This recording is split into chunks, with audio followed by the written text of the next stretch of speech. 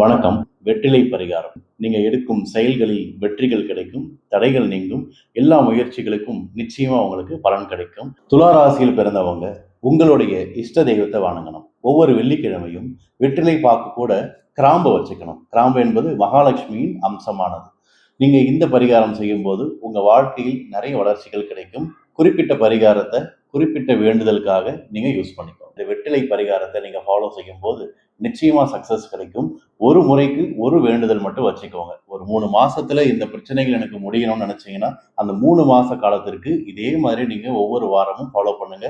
எப்பயுமே நீங்க கோயில் போறத நிறுத்துறப்போ ஒற்றைப்படையா இருக்கணும். அதாவது 3 வாரம், 7 வாரம், 9 அல்லது 11 வாரங்கள் வரைக்கும் நீங்க கோயிலுக்கு போகலாம். இரட்டைப்படை வாரத்தில் நிறுத்தக்கூடாது. அதே மாதிரி அந்த வேண்டுதல்கள் முடிந்த பிறகுதான் இதுக்கு அடுத்த வேண்டுதலை இதே வெற்றிலை பரிகாரத்தை வச்சு நீங்க ஸ்டார்ட் பண்ணணும். நன்றி, வாழ்த்துக்கள்.